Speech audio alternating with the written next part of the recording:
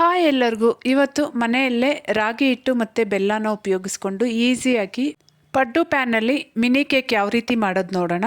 ಇದನ್ನು ಮಾಡೋದಕ್ಕೆ ಜಾಸ್ತಿ ಅಂದರೂ 15ರಿಂದ 20 ನಿಮಿಷ ಇದ್ದರೆ ಸಾಕು. ಈಸಿಯಾಗಿ ಮನೆಯಲ್ಲೇ ಮಾಡಿಬಿಡ್ಬೋದು. ಮಕ್ಕಳೇನಾದರೂ ಕೇಕ್ ಕೇಳಿದಾಗ ಹೊರಗಡೆ ತರೋದಕ್ಕಿಂತ ಈ ರೀತಿ ಮನೆಯಲ್ಲೇ ಮಾಡಿಕೊಟ್ರೆ ನಮಗೂ ಮಾಡಿಕೊಟ್ಟಿದ್ದೀವಿ ಅನ್ನೋ ಸ್ಯಾಟಿಸ್ಫ್ಯಾಕ್ಷನ್ ಇರುತ್ತಲ್ವ. ಅಷ್ಟೇ ಅಲ್ಲದೆ ಇದು ಮಕ್ಕಳ ಸ್ನ್ಯಾಕ್ಸ್ ಬಾಕ್ಸ್ಗೆ ಬೆಸ್ಟ್ ರೆಸಿಪಿ ಅಂತಲೇ ಹೇಳ್ಬೋದು. ಇನ್ನು ಈ ಕೇಕ್ ಮಾಡೋದಕ್ಕೆ ಒಂದು ಮಿಕ್ಸಿಂಗ್ ಬೌಲ್ಗೆ ನಾನು 3/4 ಕಪ್ಪಷ್ಟು ಪುಡಿ ಮಾಡಿರೋಂಥ ಬೆಲ್ಲನ ತೊಗೊಂಡಿದ್ದೀನಿ. ನೀವು ಸಕ್ಕರೆ ತಗೊಳ್ಳೋದಾದರೆ ಪೌಡರ್ ಮಾಡಿ ತಗೋಬೋದು. ಈಗ ಅದೇ ಕಪ್ಪಲ್ಲೇ 1/4 ಕಪ್ಪಷ್ಟು ಸನ್ಫ್ಲವರ್ ಆಯಿಲ್ನ ತೊಗೊಂಡಿದ್ದೀನಿ. ಇಲ್ಲಿ ಬೇಕಾದರೆ ನೀವು ತುಪ್ಪ ಅಥವಾ ಬೆಣ್ಣೆ ಸಹ ಯೂಸ್ ಮಾಡ್ಕೋಬೋದು. ಈಗ 2 ಎಗ್ಗನ್ನ ತಗೊಂಡು ಚೆನ್ನಾಗಿ ಬೀಟ್ ಮಾಡಿ ಹಾಕ್ಕೊತಾ ಇದ್ದೀನಿ. ಎಗ್ ಹಾಕಲ್ಲ ಅನ್ನೋರು ಅರ್ಧ ಕಪ್ ಮೊಸರನ್ನ ತಗೋಬೋದು. ಇಲ್ಲಿ ಯಾವುದೇ ಪದಾರ್ಥ ಆಗಲಿ ರೂಮ್ ಟೆಂಪ್ರೇಚರಲ್ಲಿರೋದನ್ನೇ ಹಾಕ್ಕೋಬೇಕು. ಈಗ ಈ ಎಲ್ಲ ಇಂಗ್ರೀಡಿಯೆಂಟ್ಸು ಚೆನ್ನಾಗಿ ಮಿಕ್ಸ್ ಆಗೋವರೆಗೂ ಒಂದೇ ಡೈರೆಕ್ಷನಲ್ಲಿ ಮಿಕ್ಸ್ ಮಾಡ್ಕೋಬೇಕು.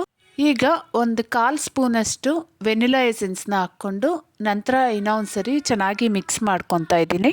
ನಾವು ಹಾಕಿರೋ ಬೆಲ್ಲ ಕರಗಿ ಎಲ್ಲ ಇಂಗ್ರೀಡಿಯೆಂಟ್ಸು ಚೆನ್ನಾಗಿ ಮಿಕ್ಸ್ ಆಗಬೇಕು.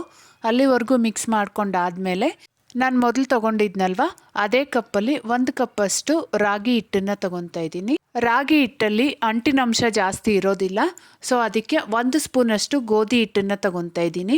ನೀವು ಬೇಕಾದರೆ ಓಟ್ಸ್ನ ಪೌಡರ್ ಮಾಡಿ ಅದು ಸಹ ತೊಗೋಬೋದು.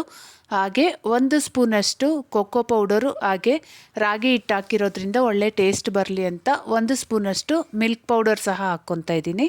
ಈಗ ಇದಕ್ಕೇನೆ 1 ಸ್ಪೂನಷ್ಟು ಬೇಕಿಂಗ್ ಪೌಡರು, 1/4 ಸ್ಪೂನಷ್ಟು ಬೇಕಿಂಗ್ ಸೋಡಾ, ಚಿಟಿಕೆಯಷ್ಟು ಉಪ್ಪು ಇಷ್ಟು ಹಾಕ್ಕೊಂಡು ಚೆನ್ನಾಗಿ ಒಂದೇ ಡೈರೆಕ್ಷನಲ್ಲಿ ಮಿಕ್ಸ್ ಮಾಡ್ಕೋಬೇಕು. ಇಲ್ಲಿ ರಾಗಿ ಹಿಟ್ಟು ಜಾಸ್ತಿ ಬೇಡ ಅನ್ನೋರು ಅರ್ಧ ಕಪ್ ರಾಗಿ ಹಿಟ್ಟು, ಅರ್ಧ ಕಪ್ ಗೋಧಿ ಹಿಟ್ಟನ್ನು ಸಹ ಹಾಕಿ ಮಾಡ್ಕೋಬೋದು. ಗೋಧಿ ಹಿಟ್ಟು ಪ್ಲೇಸಲ್ಲಿ ಓಟ್ಸ್ ಪೌಡರ್ ಸಹ ಹಾಕ್ಕೋಬೋದು. ಈಗ ಇದನ್ನು ಚೆನ್ನಾಗಿ ಮಿಕ್ಸ್ ಮಾಡಿ ಆದಮೇಲೆ ನಂಗೊಂದು ಸ್ವಲ್ಪ ಗಟ್ಟಿ ಅನ್ನಿಸ್ತಾ ಇದೆ.